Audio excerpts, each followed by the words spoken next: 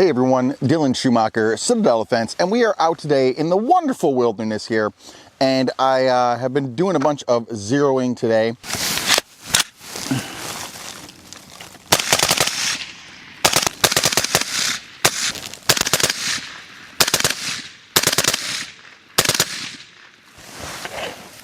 And so I thought it was time for an update on this thing. If you are not familiar, right, this is our Team Binary gun. BAR. I stole that term from Mike Stubin. I think this is the third video in the series on the update on this rifle. So we've already talked about theory and purpose and all that in the other two videos. So if you're interested about that, you can go back and check in there. But I wanted to give an update here because I've made a couple changes, and I think this is just about kind of the final form of where I'm going to settle with it, and I'll explain why. There might be two more changes I want to make, but other than that, I think we're good. So I think last time we talked about rifle length gas. I added a rifle length gas on here. If not, that's what that is. But the latest update here is two things. One, I added the carry handle with a rear sight, right? And then a optic on top. This is the Trijicon MRO. And with a battle steel mount to the carry handle. This is a PSA carrying handle.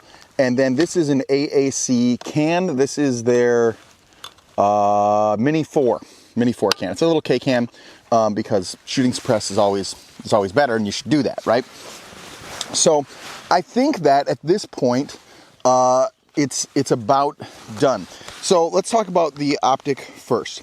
I went with the carry handle with the optic on top for two or three reasons. The first one is redundancy, right? This is our Team BAR gun, so we want it to be reliable and always function, right? Do you need backup irons in all your guns? Probably not. I know there's some people who always think you should have backup irons in every gun, and that's fine. You do you, boo-boo, that's fine. But I don't know if you always need that. That being said, with this gun, I wanted the extra redundancy. I've already made another video about this, right, with my basic bitch rifle, but I really like the optic riding on top of the carry handle because it makes shooting really easy, right? I'm on the gun, I can see the target, and then my optic goes out or gets blown up or whatever, and I just got to duck my head and I'm right in there. So I really like that. I need to adjust this rear sight because I like the big one, not the little one. There we go, it's much better. But I really like that, right? I like that it's a very slight shift in your head to get onto the irons. So that's cool. Plus, you know, the front sight block and the carry handle are just about as bulletproof as you can get, right? Then the other reason I like it is up high. So you don't really have to move your head much to get in the gun, right? I mean, if I'm gonna get in the gun here, you can be the judge of how much my head's moving, but I don't think it's moving that much. So that's cool. And then lastly, because it's up high, I can also passive aim under night vision, right? So I'm not a big fan of passive aiming at all, but this gun is not set up with a laser, probably won't be. That's a lot of money to drop that I don't have. So that being said, this will get me as close as I can, right? Plus I have the redundancy, plus I have it up high, you know, so there's some stacks of benefits here. So I really, really like that. The K-Can, this is one that I had that wasn't on any gun right now, and so I put it on here. K-Can because it's a 20-inch barrel, right? So I don't want a huge heavy can on top of it, but having a K-Can to add suppression it's always nice. It reduces your signature, both like your noise, but also more importantly, your visual signature, right? And it really tames the beast out there. So that's good. That's a lot of fun. The only other two changes I might make. First off, I might get a longer foregrip thing here just to have more comfort when gripping that. Maybe, maybe not. You know, I already have the bipod up here, so if I really wanted to, I could grip this. I'm talking about for carrying the rifle, right?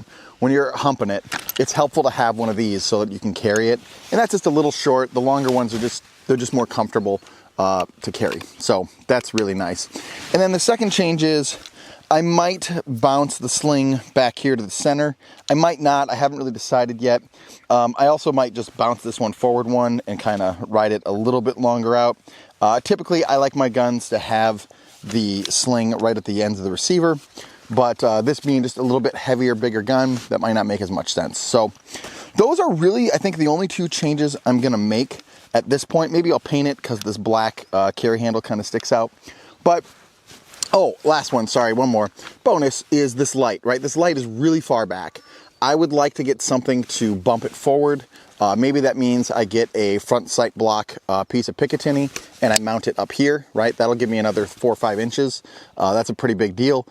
And to reduce that barrel shadow, because right now, I mean, you know, if you look at the distance between the light and the end of the barrel, right, you're getting significant amounts of barrel shadow.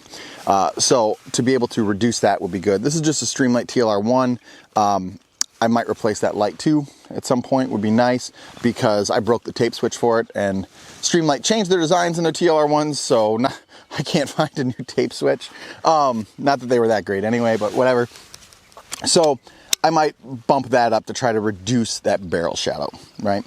So other than that, like I said, I think I've pretty much arrived. I think there's some comfort of life changes that I may or may not make as we go along here, but I'm a big fan of having a team BAR gun, and that is what this is set up to be.